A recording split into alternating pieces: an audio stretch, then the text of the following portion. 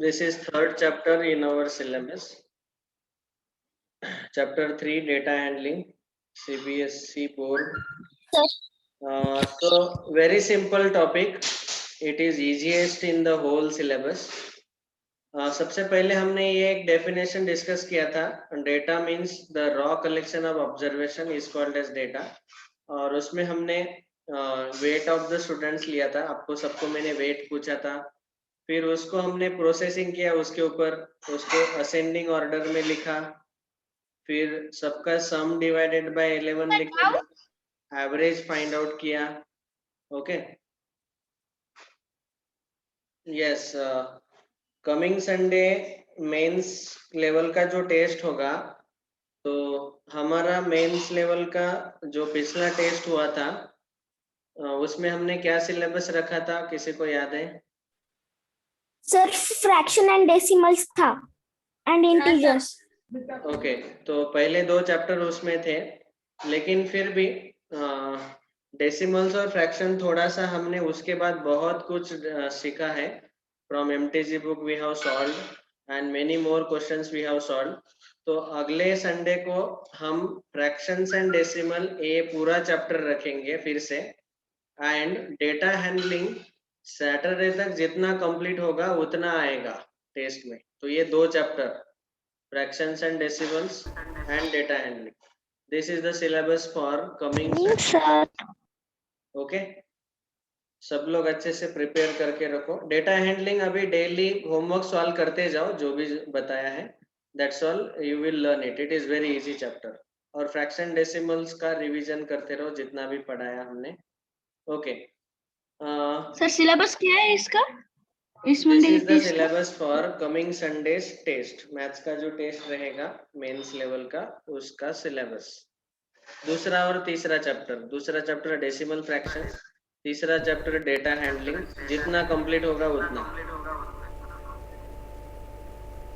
क्या सर आप क्या डबल आ रही है? somebody switched on the audio. Sir आज कुछ होमवर्क दे देना, फ्रैक्शंस और डेसिमल्स का हो गया. हाँ सर, ज्यादा देना. सर यस, बोलो. सर आप मैंने आपको भेज दिए, आपने मुझे डाला भी. आप तुम स्टेप्स लिखो, इसीलिए मैंने कर दिए. ओके ओके, स्टेप्स लिख के भेजो मुझे होमवर्क, फिर मैं उसको रिप्लाई करूंगा. सर मैंने भेज दिए. ओके, ठीक है. मैं ग्रुप पे डाल दूंगा आज किसने किया है होमवर्क, किसने नहीं किया है, इसका लिस्ट डाल दूंगा ग्रुप पे. कल डालूंगा, कल तक कंप्लीट कर दो. Collecting data. ओके, देखो यहाँ कुछ एग्जांपल्स दिए हैं. Let us say you want to learn the performance of your class in mathematics. You want to learn the performance of India in football or in cricket.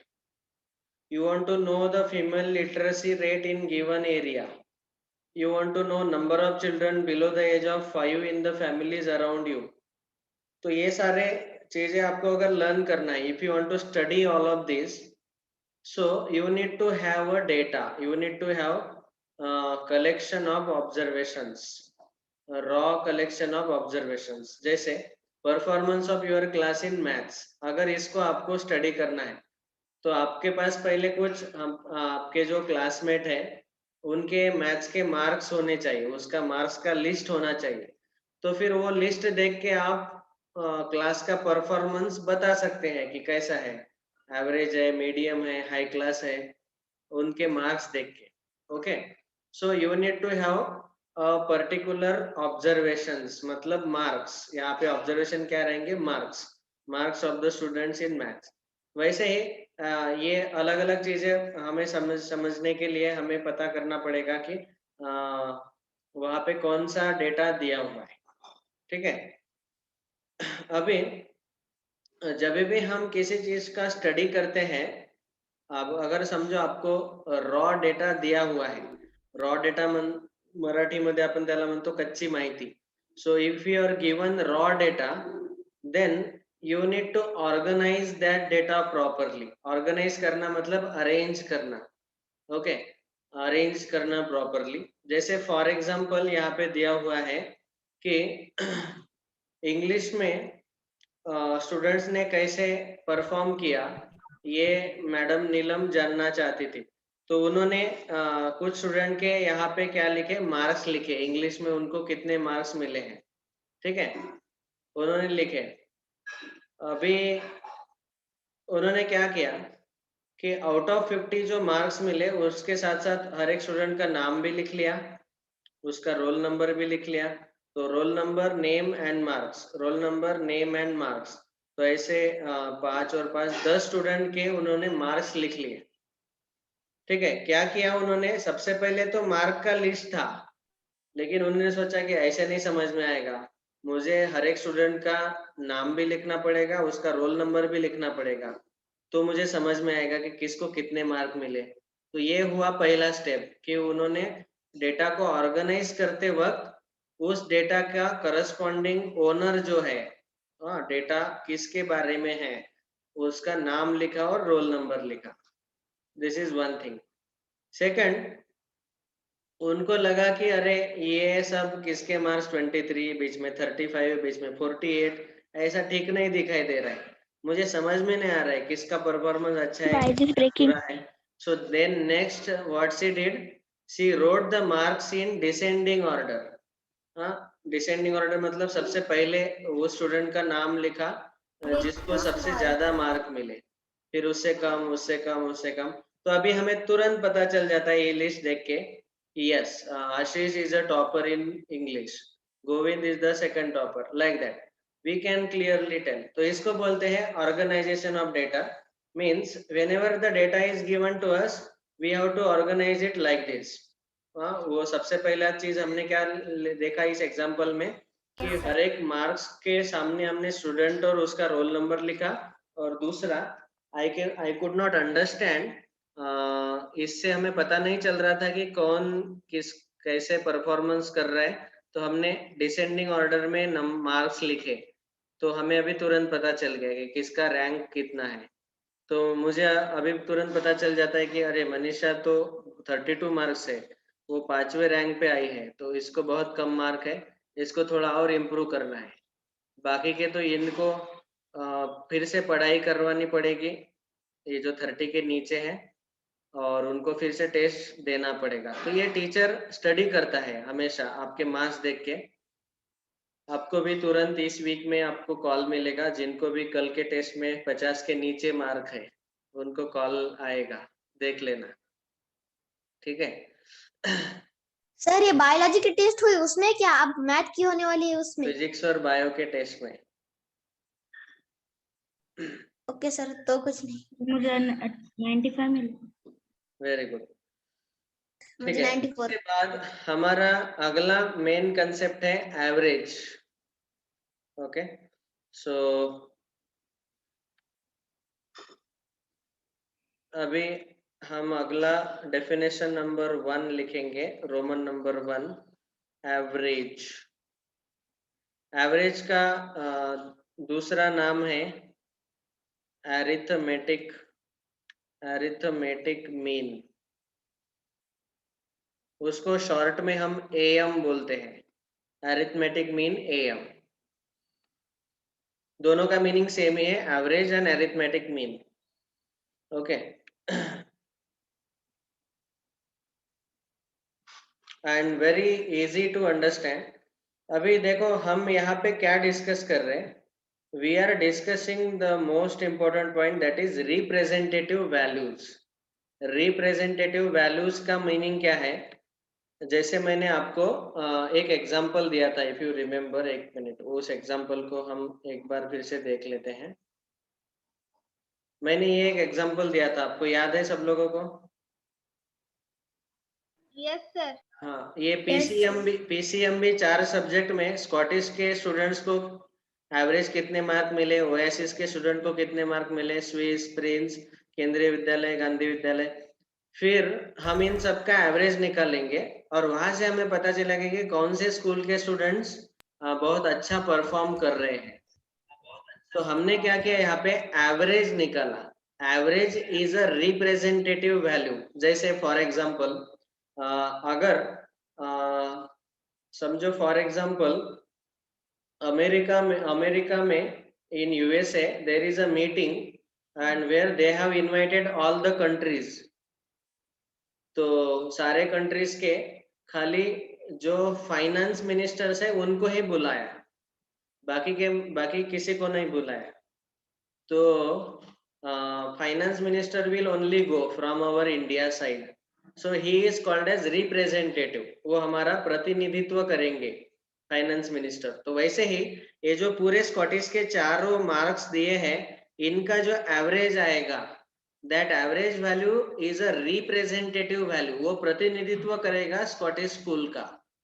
फिर इन सबका average OSS school का representation करेगा ऐसे. तो average value क्या करता है? Representation करता है गिवन. Average value. हाँ, ये समझ में आया सबको कि एवरेज का काम क्या है? यस. ओके. तो अंडरस्टूड. निकालना बिल्कुल बिल्कुल बहुत बहुत आसान है. द फॉर्मूला इज एवरेज और arithmetic mean is equal to, there is a division. किसका डिवीजन लेना है? Sum of all observations and total observations. Total number of observations. total number of observations. ठीक है, that's all. This is a formula which we have to remember. यहाँ से आपको पता चल जाता है कि उस डेटा का एवरेज क्या है. सारे ऑब्जर्वेशन का सम ले लो divided by total number of observation. कितने ऑब्जर्वेशन है उससे डिवाइड करो. ओके, फॉर एग्जांपल यहाँ पे देखो एक एग्जांपल दिया है. Ashish studies for 4 hours, 5 hours and 3 hours respectively on 3 consecutive days. Sir, can you show their marks? पिछले 3 दिन आशीष ने 4, 5, 3 आवर्स इतना पढ़ाई किया. तो ऑन एवरेज उसने कितना घंटा पढ़ाई किया? So on average how much time he studied. So उन सारे ऑब्जर्वेशंस को पहले लिखो 4, 5, 3. इन तीनों का पहले सम लेना है divided by total number of observations 3. 4 + 5 9, 9 + 3 12, 12 by 3 4. So he has studied 4 hours per day on average. Okay, 3 दिन उसने पढ़ाई किया 4, 5, 3 hours, but on average 4 hours daily. ये सबको समझ में आया? Yes, sir. Yes, sir. Okay. देखो जब भी समझो आपके स्कूल में Yes, sir. Very good. आपके स्कूल में एक क्रिकेट का टीम बनाया जा रहा है और स्कूल में लगभग 6 मैचेस हो गए और 6 मैचेस में एक स्टूडेंट है, वो बैट्समैन है, तो उसने इतने सारे स्कोर्स किए. पहले मैच में उसने 36, दूसरे मैच में 35, तीसरे मैच में 50 लगा दिया, ये चौथा, पांचवा, छठवा, ऐसे बहुत अच्छे स्कोर्स आए हैं उसके. फिर उसका और एक और दूसरा स्टूडेंट है उसका हमें कंपैरिजन करना है. और एक दूसरा स्टूडेंट है उसका एवरेज बैटिंग स्कोर आया है 60 रन्स पर मैच और अभी इसका एवरेज स्कोर हमें फाइंड आउट करना है समझो. तो उसका हमें सारे रन्स का सम करना पड़ेगा डिवाइडेड बाय टोटल मैचेस हो गए 6. तो इसका 47 ही आया. तो वो एक दूसरा स्टूडेंट था उसका एवरेज स्कोर 60 था, इसका 47 ही है. तो मेरे टीम में मैं किसको लूंगा? दिस और दैट? 60 वाले प्लेयर को. 60 वाले 60 वाले प्लेयर को. 60 वाले को. वाले प्लेयर को. तो यहाँ से क्या पता चल रहा है कि एवरेज का एप्लीकेशन क्या होता है कि आपको कंपैरिजन करते आना चाहिए किसका एवरेज अच्छा है किसका एवरेज अच्छा नहीं है. तो ये एप्लीकेशन है एवरेज का. Okay. Sir, can you show one example? I have explained the solved examples. Have you understood those? Yes, sir. Okay. अगर आपको वो समझ में आया तो काफी है. We need not discuss some more examples. Still, since you have asked, let me tell one example. For example number 1, समझो मेरे पास एक लिस्ट है कि हमारे फाउंडेशन में क्लास 7, 8, 9, 10 इस चारों क्लास में चारों क्लास वाले स्टूडेंट जो है उनको मैथ्स में एवरेज मार्क्स मिले हैं out of 60। Out of 60 class 7 का एवरेज मुझे मिला 40 marks, class 8 42 marks, class 9 45 marks and class 10 50 marks out of 60। ठीक है, तो अभी मैंने पूछा कि हमारे पूरे मेड आईआईटी फाउंडेशन का मैथ्स का एवरेज स्कोर बताओ, what is the average score.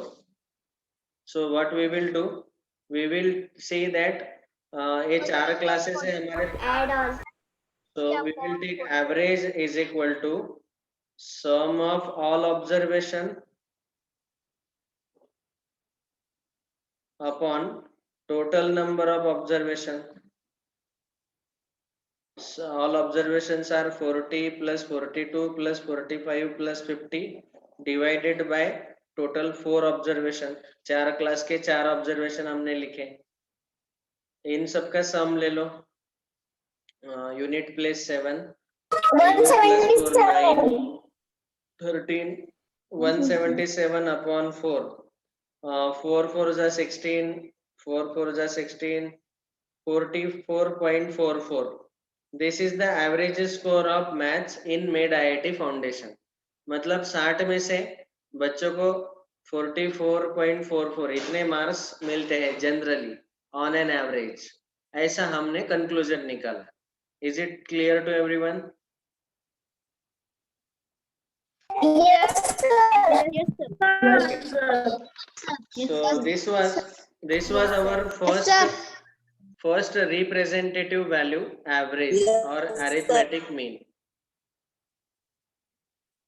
अभी दूसरा रिप्रेजेंटेटिव है, that is called as range. The second definition, Roman number 2, that is range. Range is very easy. See, समझो Highest observation minus lowest observation. Yes, very good.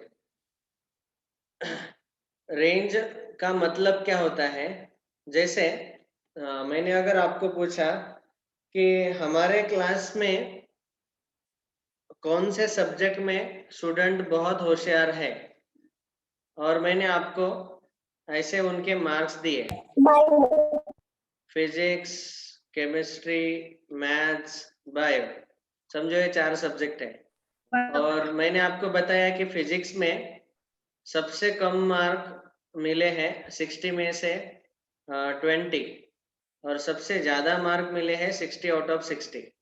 Chemistry में lowest marks are 22, highest marks are 55। Maths में lowest marks are 5 and highest marks are 60। Biology में lowest mark है 30 और highest है 60, lowest and highest.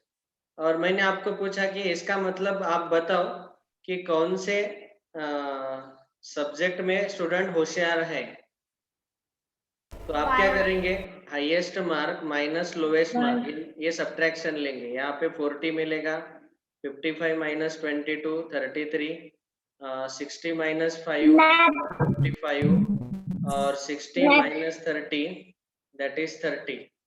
देखो ये, इसको हम ये देख के हमें पता चल रहा है कि अरे यहाँ पे मैथ्स का रेंज बहुत ज्यादा है। रेंज का मतलब है कि लोएस्ट मार्क बहुत ही लो चला गया और हाईएस्ट मार्क बहुत ऊपर चला गया। ये लोएस्ट वाले को 5 मार्क है और हाईएस्ट को 60 आउट ऑफ 60 है। तो ये दोनों चीजें देख के पता होना चाहिए कि मैथ्स का रेंज बहुत बड़ा है, इसका मतलब मैथ का रिजल्ट अच्छा नहीं है, क्योंकि उस क्लास वाले कुछ स्टूडेंट इतने डल है कि उनको 5 मार्क ही मिल गए और हाईएस्ट मार्क 60 आउट ऑफ 60 मिले। इसमें सबसे अच्छा रिजल्ट आया बायोलॉजी का, क्योंकि यहाँ पे चारों सब्जेक्ट के कंपैरिजन में बायो का रेंज बहुत कम है। समझ में आया सबको अभी?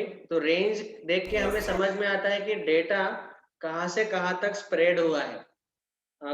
तो वो स्प्रेड पता करने के लिए उस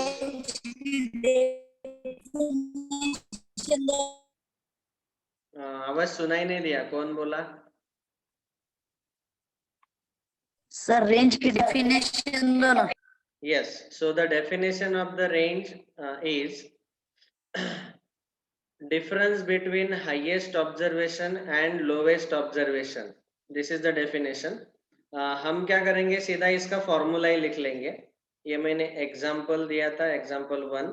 इसका फॉर्मूला हम डायरेक्टली लिख लेंगे और इसको याद रखना है, highest observation minus lowest observation. observation minus lowest observation. This is the definition of range. और जिस सब्जेक्ट का रेंज ज्यादा है, जैसे मैथ्स का, इसका मतलब मैथ्स में बहुत स्टूडेंट, कुछ स्टूडेंट इतने वीक है कि उनको बहुत कम मार्क मिले और कुछ स्टूडेंट को आउट ऑफ मार्क्स भी मिले, तो इसका मतलब मैथ्स का रिजल्ट अच्छा नहीं है ऐसे। तो यहाँ पे हमें क्या पता चलता है, spread of the data. Data कौन से लोवेस्ट वैल्यू से कौन से हाईएस्ट वैल्यू तक गया है। जैसे फॉर एग्जांपल एक स्कूल था, वहां पे 10 टीचर थे और हमें पता करना है कि वहां पे ये जो स्कूल है वहां के जो टीचर का एज है वो कितना है। तो सबसे जो एजेड पर्सनालिटी है उनका एज है 54 और लोएस्ट एज है ये 23। मतलब ये बहुत ही यंग टीचर है और ये ओल्ड टीचर है। तो रेंज ऑफ, अभी पहला क्वेश्चन पूछा, what is the age of the oldest teacher, so it is 54। Youngest teacher 23। What is the range? Range means we have to take the subtraction, highest observation minus lowest, 54 minus 31 years, that is 31 years। और इन सब का average निकालो। So mean मतलब average, arithmetic mean and average will be some upon 10, that is 35 years। Okay, तो यहाँ से पता चला कि रेंज का मतलब है कि बाप रे, एक 31 साल का डिफरेंस है जो यंगेस्ट टीचर है और ओल्डेस्ट टीचर है उन दोनों में। So we can identify the spread of the data. तो यहाँ पे मैं एक नोट करके लिख के देता हूँ कि range describes the spread of data. Spread of the data, spread मतलब वो डेटा कहां से कहां तक है फैला हुआ।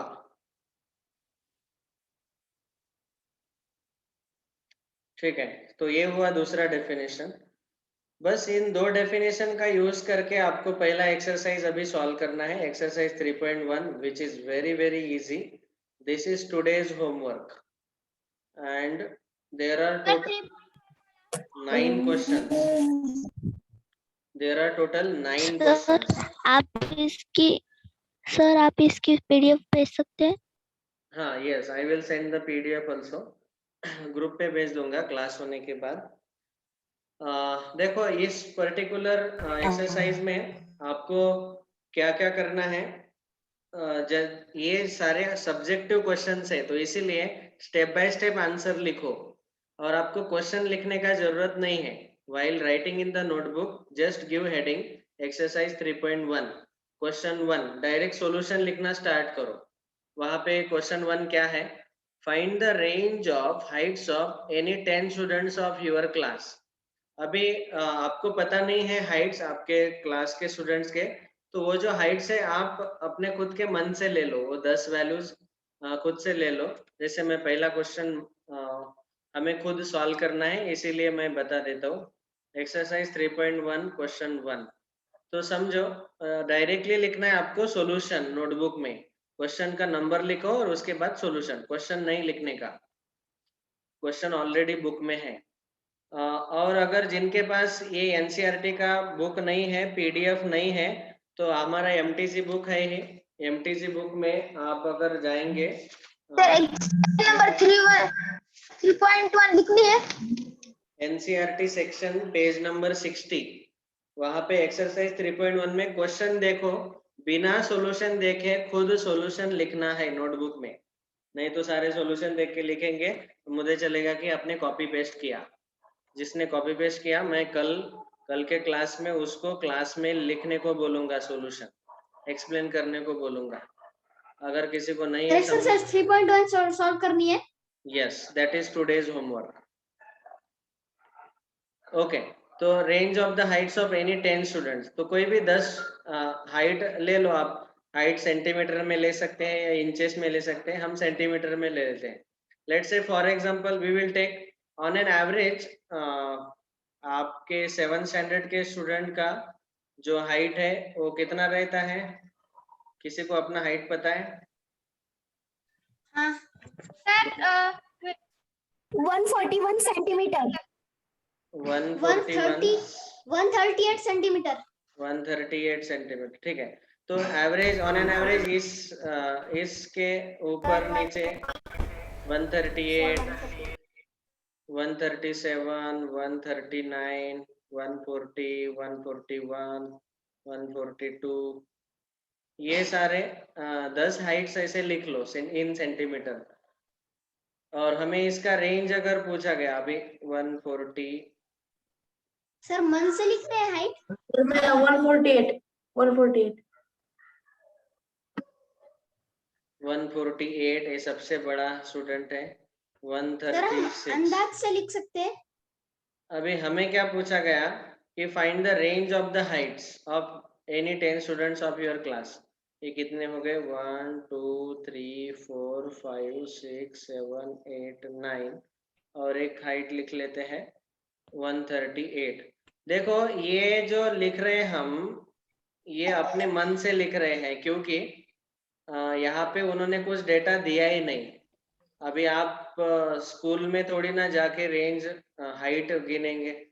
हाइट आप तो अपने अपने घर पे हैं, so you can write down these values by a simple observation like this, कि जनरली इतना हाइट रहता है तो उसके ऊपर नीचे 10 वैल्यू हमने लिख लिए। अंदाज से ही लिखने हैं ऐसे, और फिर उसके बाद हमें इस डेटा का रेंज निकालना है। तो रेंज का फॉर्मूला पहले लिखो, highest observation minus lowest observation. Highest observation कितना है? 148। 148। 148 minus 131. Lowest observation 136। 136। तो देखो अभी डिफरेंस कितना आएगा? 12। हाँ, तो ये इसका मतलब आपके क्लास में जो सबसे छोटा लड़का है या स्टूडेंट है और जो सबसे ऊंचा स्टूडेंट है, उन दोनों के हाइट का डिफरेंस है 12 सेंटीमीटर। इसके बीच में सब कुछ बाकी के सारे लोगों के हाइट्स आएंगे, लाइक दैट। ये पहला सॉल्यूशन आप लिख लेना। बाद में दूसरे ऑनवर्ड्स आपको सबको ये ऑलरेडी डेटा दिया हुआ है, उसका mean, sir wait, I want to click range, screenshot. ये सब फाइंड आउट कर लेना। भेजने वाले हो ना स्क्रीनशॉट? अरे ये स्क्रीनशॉट में भेज दूंगा आंसर का, चाहिए तो ले लो। सर एक बार पीछे की स्लाइड दिखाइए ना। Sir what is today's homework? Today's homework is Sir, exercise slide दिखाइए ना। 3.1.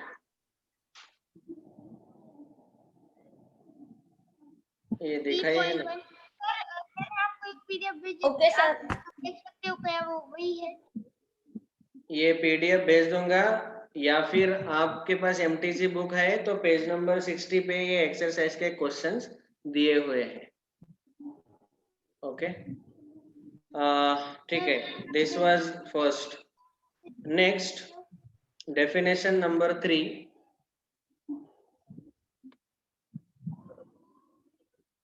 ब्लैक बोर्ड खत्म हो गया, एक minute.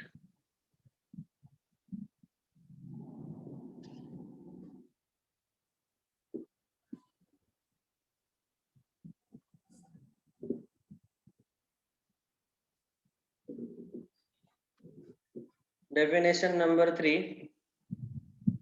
It is called as Recording in progress. mode. MODE mode. देखो सबसे पहला डेफिनेशन हमने देखा एवरेज, उसको हम मीन बोलते हैं, अरिथमेटिक मीन और सिंपली मीन। दूसरा डेफिनेशन हमने देखा रेंज। अभी तीसरा डेफिनेशन हम देख रहे हैं मोड। मोड का मतलब क्या होता है?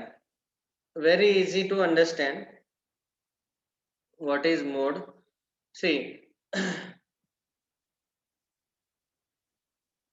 एकदम बिल्कुल सिंपल है मोड का मतलब। ये जो दिया हुआ डेटा है, समझो ये नंबर्स है 1 1 2 4 3 2 1 2 2 4। इसमें सबसे ज्यादा बार कौन सा नंबर आया है? सबसे ज्यादा कौन सा नंबर आया है? 2, क्योंकि ये 1 2 3 4 4 बार आया है। ये 1 3 बार ही आया है। 1 has come only 3 times, 2 has come on 4 times, 3 has come only once, 4 has come twice. ये 2 सबसे ज्यादा बार आया है। It has come 4 times. That means it is the mode of the data. बस एकदम सिंपल है कि दिए हुए डेटा में ऐसा जो नंबर जो सबसे ज्यादा बार रिपीट हुआ है, जैसे ऊपर हमने ये जो हाइट्स लिखे थे, हाइट ऑफ द स्टूडेंट, इसमें मोड क्या है बताओ? Sir, 138. 138. 138 कितनी बार? बाकी सारी बार 2 times. 2 times. 140 भी तो है। Sir, no, 138 and 140 both are mode. तो यहाँ पे 138 2 बार आया है और 140 भी 2 बार आया है, ठीक है। So this both are mode, both the values will be considered as mode, क्योंकि वो सबसे ज्यादा टाइम्स आए हैं। तो मोड का मीनिंग है कि ऑब्जर्वेशन which has occurred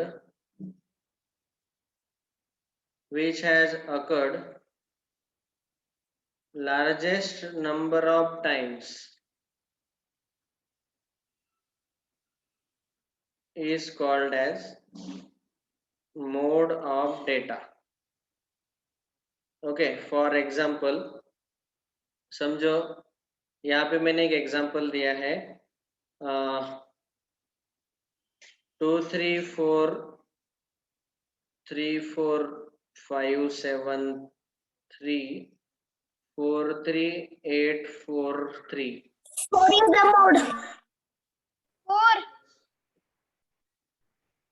तो आप बोलो 2 कितनी बार आया है? 1. 1 टाइम। 1. 3 1 2 3 4 5 टाइम्स। बाद में 4 4 times. 3 4 टाइम्स। 4. बाद में 5 has come only once। 1 time. 7 8 1 time. तो कौन है मोड, कौन है? 3. Very good. Mode is 3 because it has come largest number of times. ये 5 times आया है, so therefore mode is equal to 3. समझ में आया सबको? Yes, sir. Yes, sir. Okay. Yes, sir. Yes, sir. ठीक है, इसके बाद हम बाकी का डिस्कशन नेक्स्ट लेक्चर में लेंगे, क्योंकि वहां पे आपको ये टैबुलर फॉर्म में टैली बार्स बताने हैं। तो टैली बार का डिस्कशन हम नेक्स्ट लेक्चर में डिस्कस करेंगे। Thank you. Today's homework is exercise 3.1। tomorrow before 6 p.m. everyone should send me the photos of homework on my personal WhatsApp number. Okay I sir. see you. Bye sir. Bye sir. Bye sir. Bye sir. Bye sir. Bye sir. का जो homework bye है वो sir. कब तक भेजना है? हाँ बेटा, आज का होमवर्क कब तक भेजना है? कल शाम 6 बजे के पहले. Okay sir. Bye. Bye sir.